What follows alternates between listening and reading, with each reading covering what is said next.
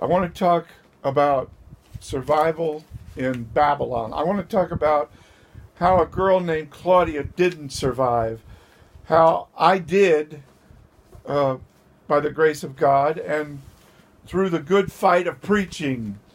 And so I'm speaking about preaching.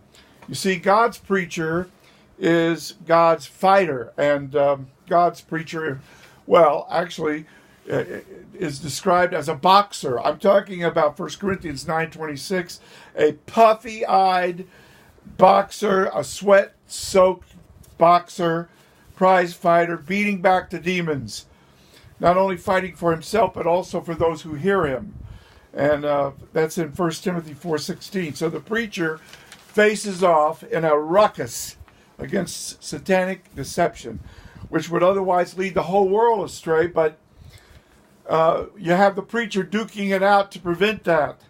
1 Timothy 4:16 says, "Take heed unto thyself and unto the doctrine, didaskalia, hora'ah, teaching, holy instruction, and Torah. Continue in them, for in doing this," and I'm talking about slugging it out, sermon after sermon. I'm talking about the hey, tet, fe, hey, preaching in Hebrew, the haftaha. The hatafa. I'm talking about preaching, slugging it out. The fighter preacher will save himself in the ring and also those sitting ringside who hear him. 1 Timothy 4:16. And the pulpit is a prize fighting ring. In this corner is the preacher. In this corner is the devil. The tempter comes. He comes to the preacher. He says, "Hath God said? Hath God given you a message? You? You speak for God? You?" Then the accuser, he assaults the preacher's body. He pummels the preacher's spirit. He saps his strength. It's hand-to-hand combat. You see, the devil is a spiritual headbutter, headbutting our helmet of salvation. That's why we have the sparring partner's headgear that protects the preacher's thought life. Because you see, the battle is in the mind. Also, the devil is a spiritual eye gouger. When we try to construe the biblical text, and then we have to ask God to make the word writ large so that we can make it clear. And the devil, he's a spiritual choker.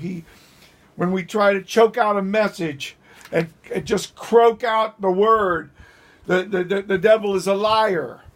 New York is a preacher's graveyard, a Babylon. You know, Babylon in the Bible. It's that evil city that we're talking about world finance. We're talking about a Babel of the United Nations. We're talking about a kind of modern Rome. Rome was a Babylon. 1 Peter 5:13. "Greetings," says Peter in Rome, "from her," he's talking about the congregation, "who dwells in Babylon." But this Babylon, friend, was also a world missions staging area. I'm talking about Romans chapter 15, verse 24, where Paul says he's going to use Rome as a missions staging area to go on to Spain. And today, Los Angeles is also a world missions staging area. I know some people there who are doing just that. So Satan goes around Los Angeles seeing which preacher he can devour. And that's why we slug it out. We have to watch our life and our doctrine. We have to save ourselves from being devoured, to save ourselves and also those who hear us. You say, wait a minute, Los Angeles is a Babylon like Rome? Yes, Los Angeles is a harlot with her world-corrupting lust. It says, Mystery Babylon, the great mother of harlots, Revelation 17:5. When I first began preaching, it was on the streets of L.A., and I discovered that preaching on the street is a spiritual fist fight. It's like in the pulpit, you have Satan as your sparring partner.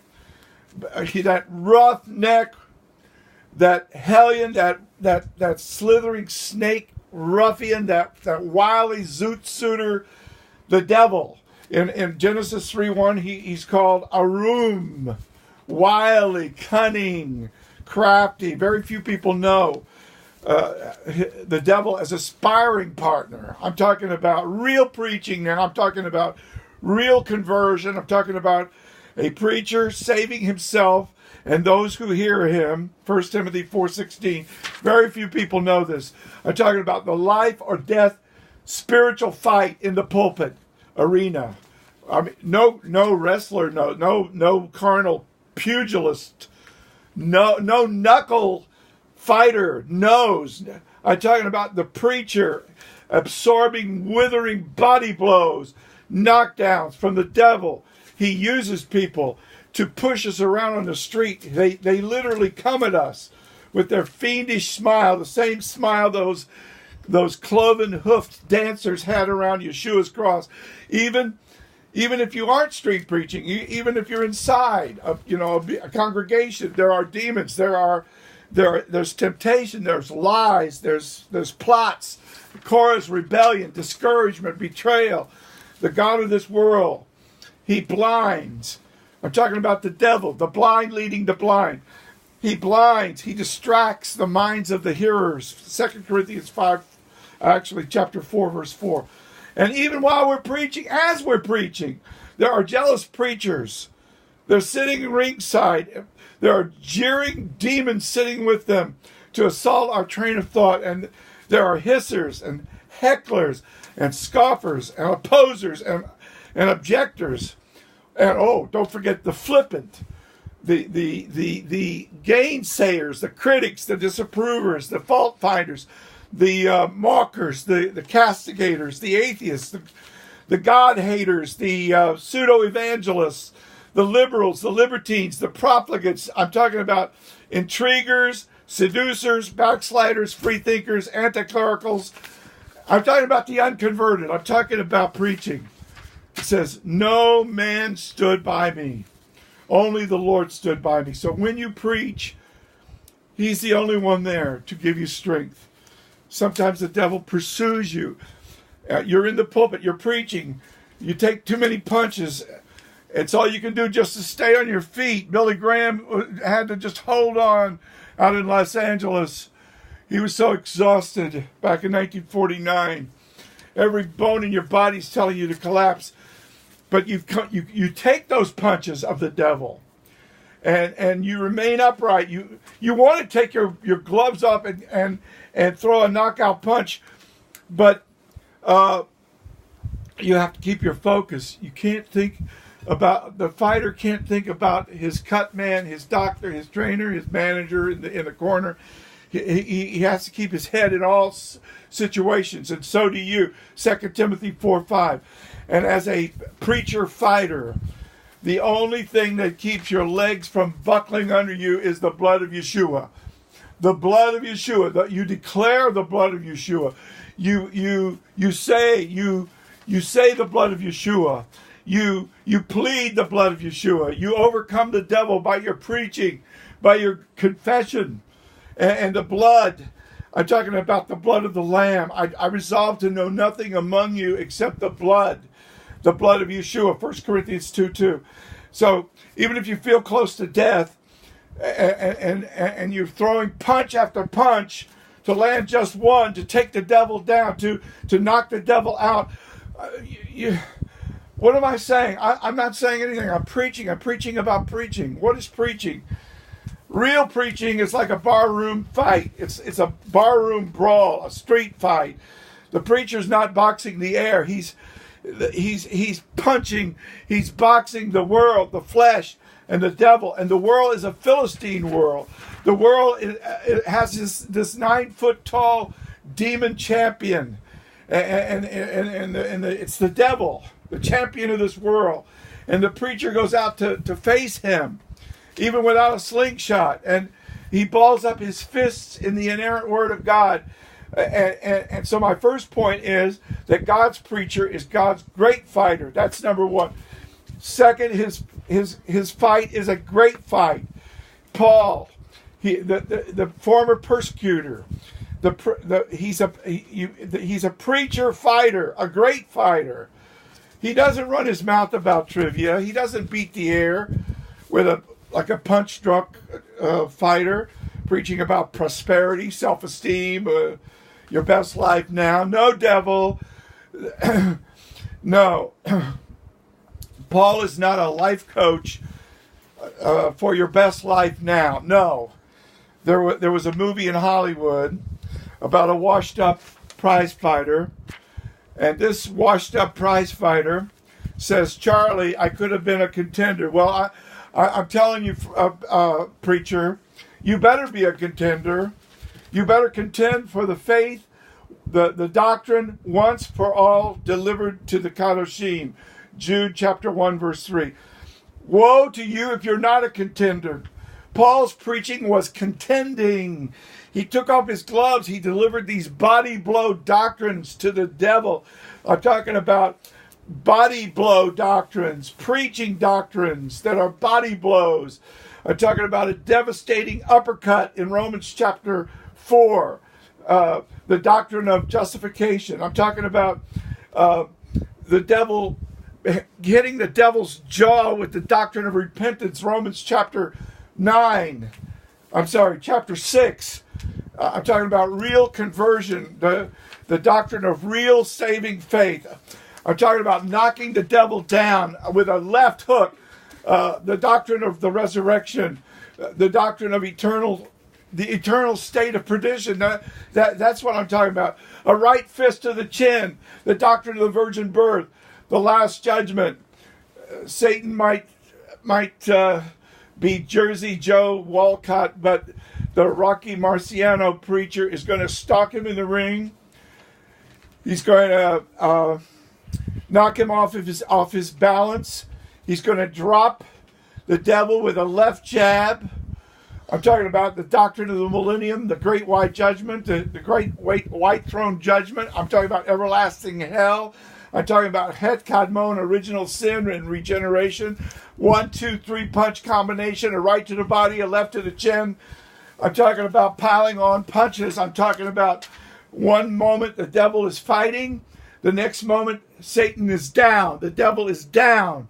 The whole world sees it on YouTube. The devil is down. So a good preacher is God's great fighter. That's number one. And preaching is a great fight. 2 Timothy 4:7.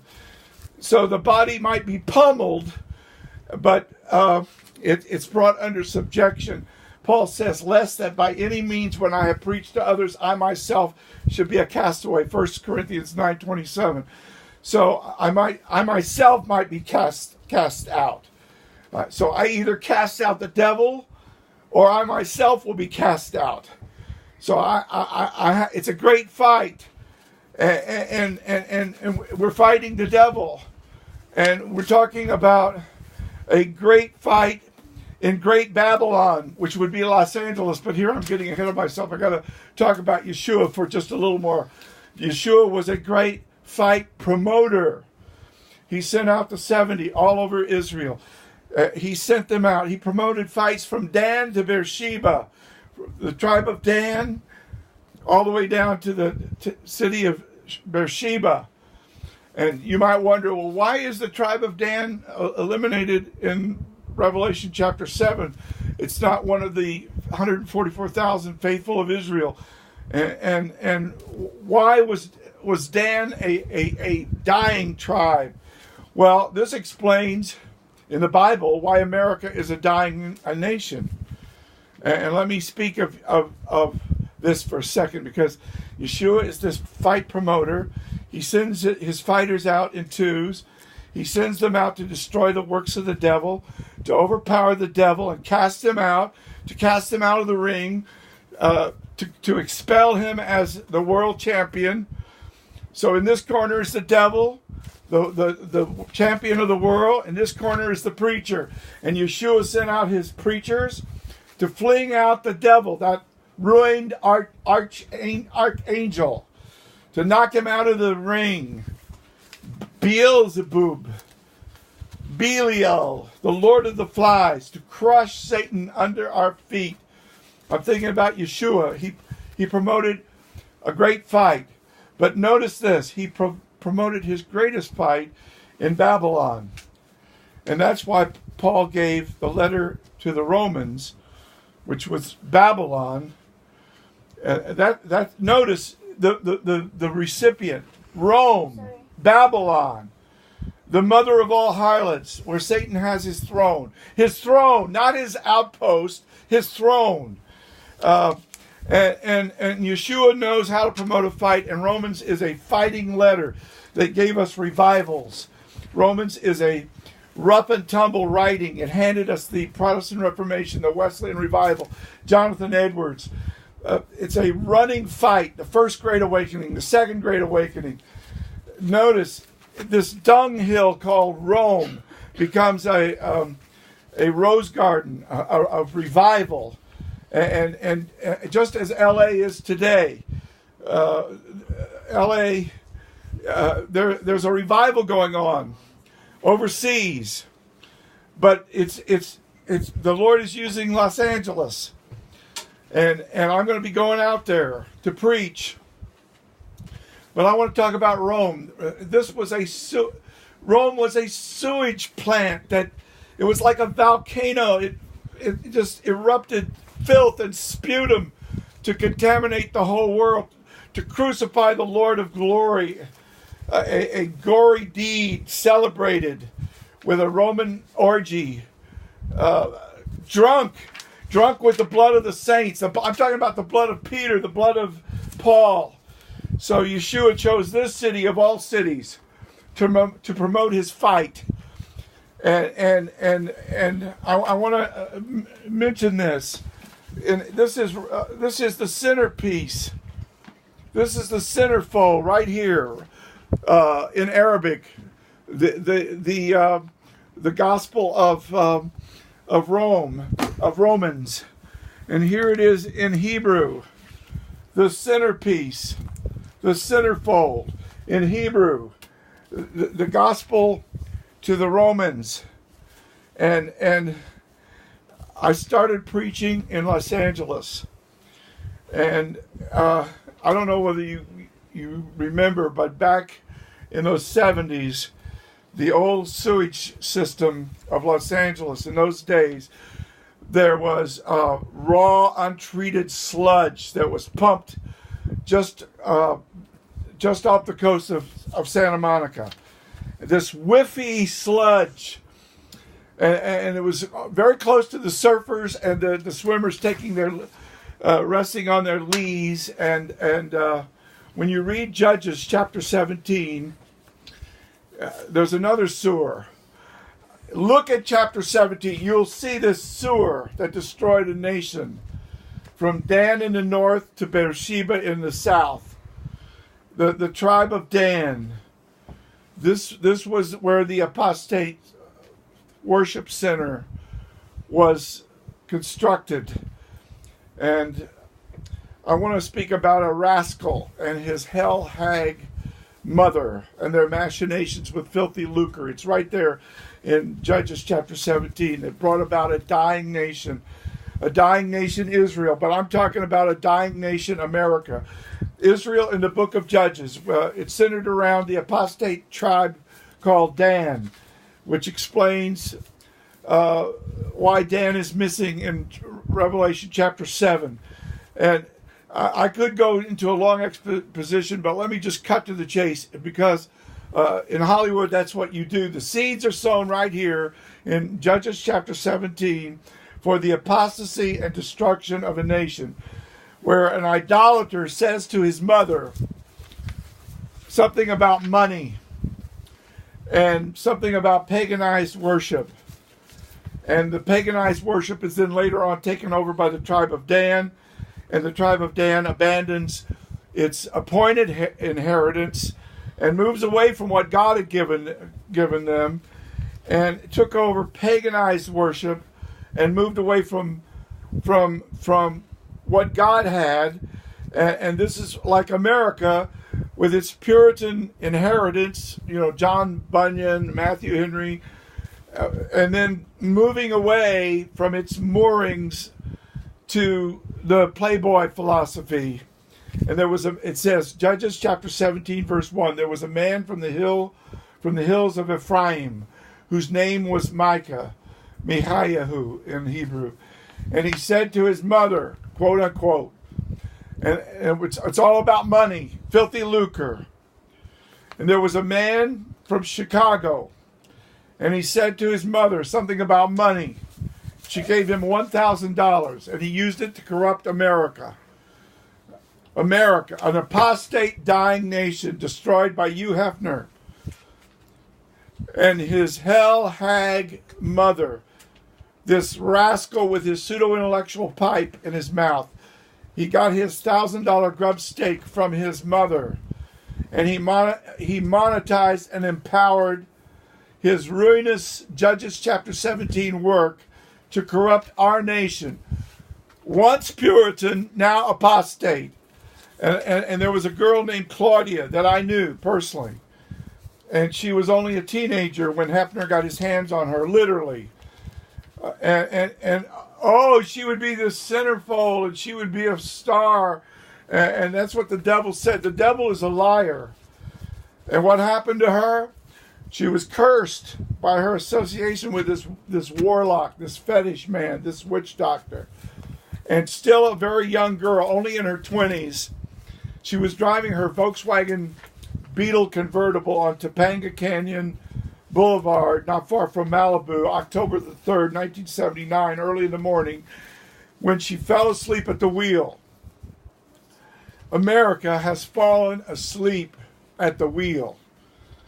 This Hugh Hefner centerfold fell asleep, was hit by a van, died in the arms of the medics, trying to lift her out of the wreckage of her wrecked life, wrecked by the wrecker Hugh Hefner, who literally got his hands on her when she was only a teenager. Hugh Hefner, the wrecker of lives, the wrecker of Puritan America, enthroned in the Playboy Mansion in the Great Babylon of Los Angeles.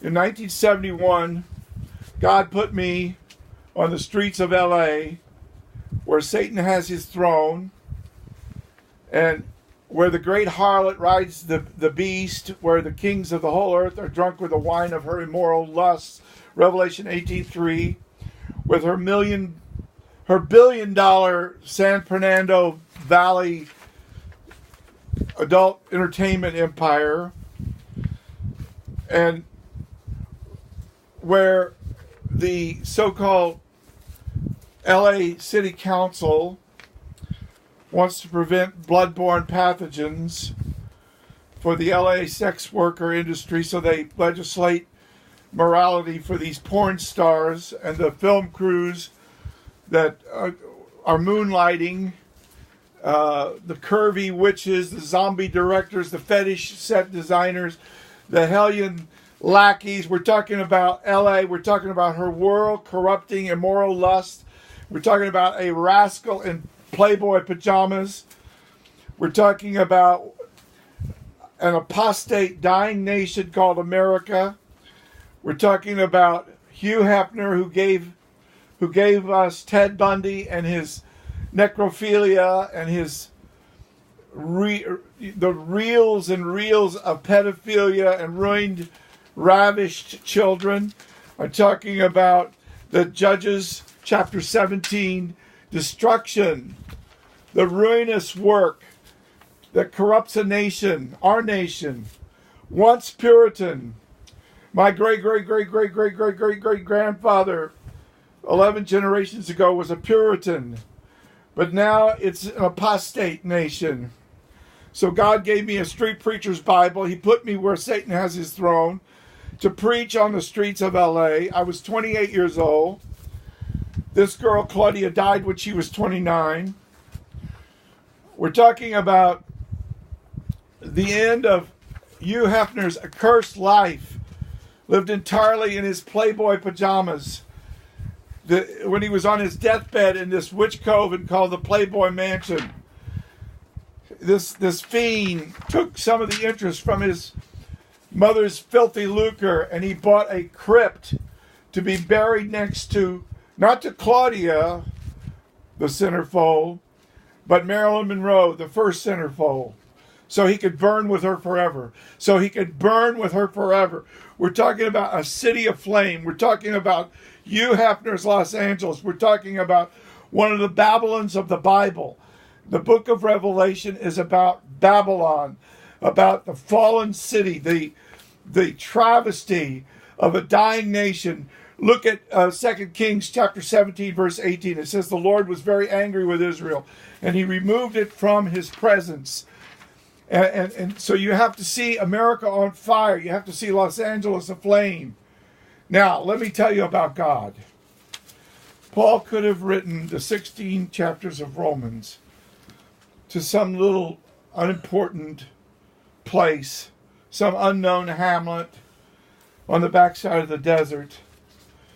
And I could have been put in some little picket fence congregation, in some little picket fence condominium, some kind of gated community in, let's say, Leisure Village, New Jersey. But no, God wanted a fight, so God put me in Babylon. He wanted a great fight, so he put me in Great Babylon. He wanted to reach the Jews and the Muslims. He wanted to put this letter to the Romans in front of them. The centerfold of the New Testament is not Hugh Hefner's centerfold, but God's centerfold, which is the Roman road. The Roman road. Do you know the Roman road? Everyone needs salvation. Yeshua died for our salvation. Salvation is a gift. We're saved by grace. God saves all who call upon him. Salvation comes through faith. If you confess with your mouth, Moshiach Adonenu, and believe in your heart that God raised him from the dead, you will be saved. For with the heart one believes unto righteousness, and with the mouth confession is made unto, it says, salvation. So we're talking about salvation. We're talking about salvation. And I'm thinking about Yeshua. And there was a fight promoter. His name was Don King. And he wanted to promote the fight of the century. He called it the Rumble in the Jungle. October 30th, 1974. George Foreman versus Muhammad Ali. And this king, Don King, the fight promoter, he broadcasted on closed-circuit television in theaters in the United States and on over-the-air television throughout the whole world. But the real fight, friends, the real rumble is the gospel to the Jew first and also the Muslim. The real jungle is America's Babylon. The real over-the-air television is the Artists for Israel YouTube channel. And the real fight arena is the pulpit of the street preacher. And the real king is not Don King. The real king is the King of Kings. And he wants a fight. He's not willing that any should perish. He wants to crush Satan under our feet. He wants to project this great Babylon fight to the ends of the earth. And he's using the AFII.org website. And why is he doing this? To project his fight to the ends of the earth. And so what I'm saying is, there was a man named George Patton, and he said once, look, 20 years from now, you'll be sitting by the fireplace, and when your grandson asks you, well, what ministry did you do, grandfather? You won't have to shift him to the other knee and look down and cough and say, well, your granddaddy preached in a little picket fence condo gated community in Leisure Village, New Jersey. No. You'll be able to say, your granddaddy preached on the street to the Jews and the Muslims, and on YouTube, and with that great open-air preacher named Yeshua ben David, the Rebbe Melech HaMoshiach of Israel, who took every blow of the devil in our place and for our salvation. Amen.